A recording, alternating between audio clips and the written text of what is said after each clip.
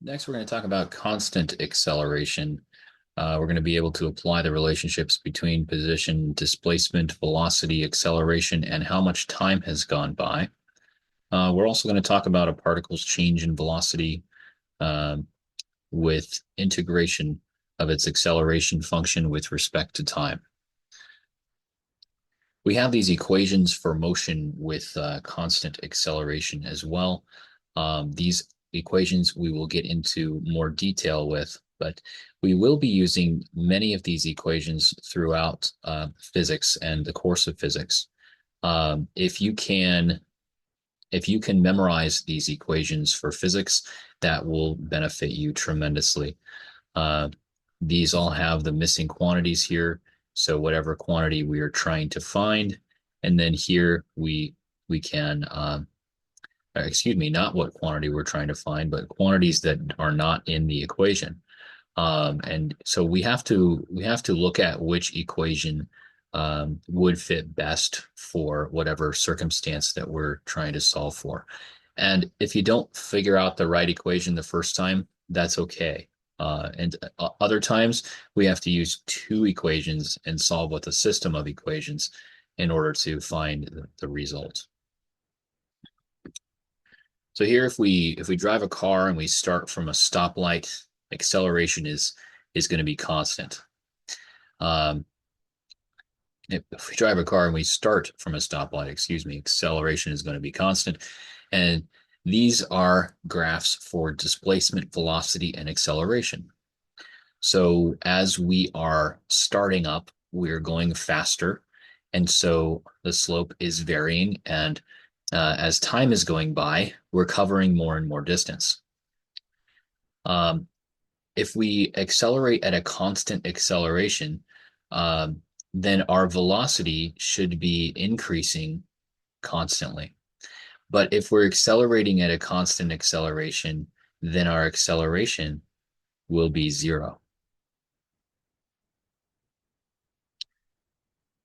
So our acceleration, when it's constant, the average acceleration and instantaneous acceleration ends up being equal to one another. And this is where we get our first basic equation of velocity is equal to our initial velocity plus acceleration times time. And this is just a quick proof of how we get that formula. But velocity is initial velocity, or V naught, or V sub zero, we can say, plus acceleration times time. Our average velocity is our final displacement minus our initial displacement divided by our time minus our starting time, which is usually zero. So that's why zero is there. So our average velocity times time is equal to x minus x naught. And we get this final equation. Some of these slides, I just wanted to put the proofs there of how we're getting these equations, but this is the most important part of the equation that we need to know. So the average velocity is initial velocity plus 1/2 times acceleration times time. All right, we can substitute these equations into one another, and we can get the second basic equation, which tells us that our difference in displacement is equal to our initial velocity times time plus 1/2 acceleration times time squared. That's the second equation on that list. And again, these are just quick proofs. We're not going to spend too much time looking at all of the proofs for that. But then we can use these three other equations to get to the other equations that were on the list from the start. So these are all of our equations. We can solve for velocity, displacements. This is another way we can solve for velocity. We just do final velocity squared. And if we see a velocity, that means final velocity. So that's what we end up with, what our final velocity is. If we see displacement, that's our final displacement.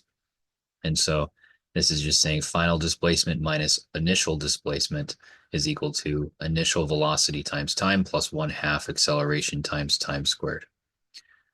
So for these equations, that's what all of these mean. They mean final. Sometimes we'll see an F for final on there. But if it's not there, it's just implied that it's the final amount. All right, so now we're going to start using these equations. I think this is a very challenging first example, but I think it's good to go over a challenging first example so that when you get to some other examples, they might seem a little bit less challenging. So this problem is about an airplane, a car, and a motorcycle, and they're racing on a runway. The motorcycle is in the lead at first, then the jet ends up taking the lead, and then finally the car goes past the motorcycle. Now we're going to focus on the car and the motorcycle and assign them some values to motion. So we're able to measure some different values. So the motorcycle first takes the lead because its constant acceleration is 8.4 meters per second squared, is greater than the car's constant acceleration, 5.6 meters per second squared. So the motorcycle has faster acceleration at first, but it loses to the car because its greatest speed, velocity, we can sometimes write velocity as speed. So usually we do that. I know we talked in previous sections that velocity is somewhat different than total distance, and we write speed as velocity usually. So the speed of the motorcycle, V sub m, is 58.8 before the car reaches its greatest speed, velocity of the car, 106 meters per second. So what's happening is the car ends up going faster overall, but the motorcycle speeds up faster. So the motorcycle has a lower top speed than the car does. So we want to find how long does it take the car to get to the motorcycle. So we have the airplane, the car, and the motorcycle. So the first thing that we want to do is get rid of information that we don't need. And the first thing is the airplane is extra information. It doesn't even need to be in the problem. It just says how long does the car take to reach the motorcycle, so we don't even need the airplane there.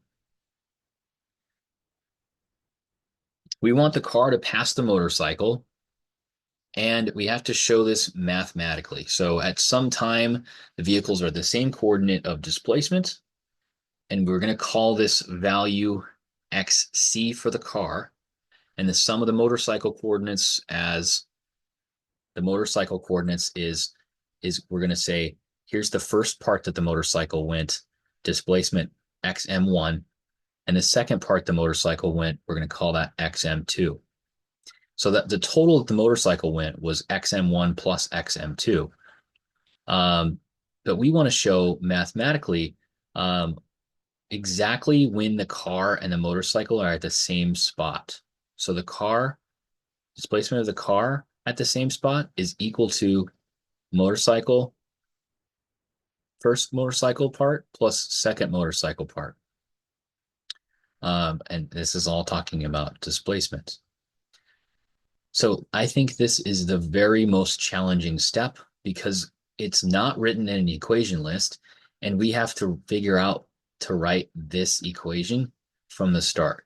And I think that's very, very challenging to do. But now that we have these equations, let's solve the rest by using these equations of motion with constant acceleration. So the car starts from 0 meters, and at 0 meters per second, then the displacement, the initial displacement is 0 and the initial velocity is 0. So our equation becomes the ending displacement of the car minus the initial displacement of the car is equal to the initial velocity of the car times time plus 1/2 times the acceleration of the car times time squared. So our initial velocity of the car is 0. our initial displacement of the car is 0 and our initial velocity of the car is 0. So we're going to plug in 0 for those two values. That 0 times t cancels that out. And now we have that 0 goes away. And so our final displacement of the car, the equation for that is 1/2 acceleration times time squared. But we have two different unknowns here. We don't know. So we know the acceleration of the car is 5.6. We can plug that in here. That's great. But we still have this missing value of the displacement of the car and the time of the car. So we have two different unknowns there. So let's hang on and see what else we can do here. So since we know the acceleration of the motorcycle and the velocity of the motorcycle, we can use this equation to find the time that it takes the motorcycle to reach the maximum speed. So if we plug in these values now for this equation for the motorcycle, our velocity of the motorcycle, they tell us, is 58.8. And that's equal to our initial velocity is just 0. The acceleration of the motorcycle is 8.4. And that's times the time of the motorcycle, which we don't know. And we can solve this. You can either solve these equations with literal equations first before you plug in values, or you can plug in values first. In science class, it is often taught that we simplify the equation first, then plug in the values. But personally, I find it a bit easier to plug in the values first and then simplify for the missing variable. If you are going to be doing more advanced science courses, I would suggest learning how to simplify the equation first, then plug in the numbers. When you can do that, then you can sometimes cancel out units a lot easier than if you were to just plug in the numbers first right away. So when we solve this for the time of the motorcycle, it reaches its maximum velocity at 7 seconds. So we're using this velocity equation. We plug in the initial velocity, we plug in the acceleration that it gives us, and we can solve for what the time is. All right, there's a lot of things going on in this problem. So let's list all the things that we know so far. We know the acceleration of the car is given. We know the velocity of the car is given. We know that the acceleration of the motorcycle is given to us. We just found the velocity of, actually, no, the velocity of the motorcycle was given as well. We just found the time for the motorcycle. And we had this equation from earlier. The displacement of the car is equal to the total displacement of the motorcycle and those two different parts that the motorcycle is going in. Okay, so now for this last step, we're going to solve for the displacement of the motorcycle for the first and the second parts in order to find the time for the car and the displacement of the car for the motorcycle equation. So we found earlier that the displacement of the car is equal to 1/2 times the acceleration of the car times the time squared of the car. The displacement of the motorcycle for the first part is equal to 1/2 AT squared. And we also are going to say now that we know that V is equal to AT. And so this T, when we're solving for time, ends up being V over A. And we're getting this equation from this first equation here. Because our initial velocity is 0, that goes away. And so because that goes away, we can now say that our velocity is equal to acceleration times time, and we can write that time is equal to velocity over acceleration. And that's how we're getting this part. All right, so let's kind of recap here. So we have the displacement of the motorcycle. The part one for the displacement of the motorcycle is 1/2 AT squared. And we're getting that from this equation 215. Our initial displacement is 0. Our initial velocity is 0. And so those end up canceling out. So we just have displacement equals 1/2 AT squared. So we want to find the displacement of the motorcycle for part one of that. And we're plugging in, instead of a T, we're plugging in V over A. And the reason is we can cancel out this acceleration with this becomes an A squared. When we square both of these, it goes away, and this becomes a power to the power of 1. And so now we can write our displacement of the motorcycle for part one is 1/2 times V squared over A. We've gotten rid of the time. It's gone. So now we're going to solve for the second part of the motorcycle. We need to write the remaining time now as T minus Tm for the time of the motorcycle. So our displacement equation, we're going to use this equation again. And this is our position, our final position minus our initial position is equal to the velocity of the motorcycle times time plus 1/2 AT squared. Now, for the second part of the motorcycle, for part two of the motorcycle, now it's not accelerating anymore. The motorcycle it's reached its maximum speed. So because it's reached its maximum speed, acceleration is now 0. So the velocity of the motorcycle times time. Now we're talking about the second part that it's going. So we're not going to write the total time. We're going to say the total time minus the time for that first part. So we write T minus Tm. So the displacement of the motorcycle for part two is equal to its velocity times T minus Tm. And we found that Tm was 7 seconds from earlier. Let me go back here to where we found the 7 seconds. So the time that it takes the motorcycle to reach its maximum velocity and speed is 7 seconds. So we can think of that maybe as like T1 or part one for the time. And then this is part two for the time. So the velocity of the motorcycle times the time minus the first part of our time.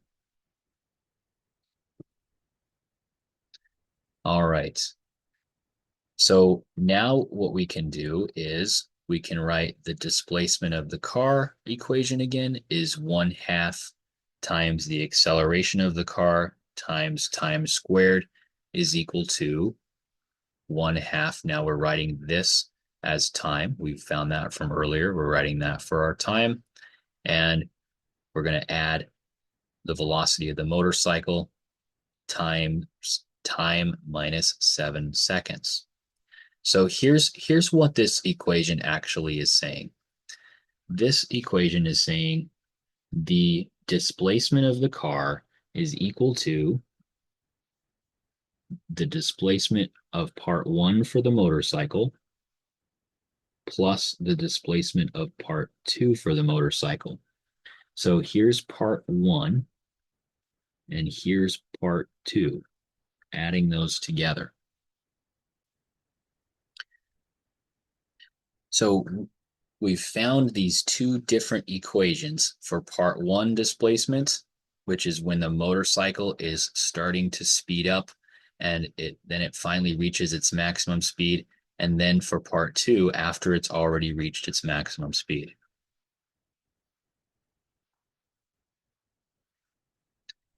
All right, so now we're going to plug in some more known values that we know. So this is going to be equal to 1/2. So all of this is equal to all of this part. So those are equivalent. And now this is going to be 1/2 times 58.8 squared for our velocity of the motorcycle divided by the acceleration of the motorcycle. They tell us those values. We're just plugging those in. So we plug those values in, and we also know the velocity of the motorcycle there. We know that's 7 seconds. And so we can write, let's see what else we have here. On the left side is 1/2 times the acceleration of the car, which they give us is 5.6. So we can write 5.6 there. And so we get this equation all in terms of time. So I realize that this is a very complicated problem. And the reason that I am showing you this problem to start with is that I want you to realize that we can cancel out variables. So when we have a lot of different variables together, we can rewrite other equations in terms of other variables. Then we can start canceling out those variables until we have less and less variables to deal with. Now we have an equation that is just in terms of time. And if you'll notice, we have a t squared and we have a t. If we simplify all of this, I didn't write out all the steps to simplify this I was trying to save a little bit of room here. But if we simplify all of this, we get a quadratic. And a quadratic is something that has a squared term. So quadratics are written in the form of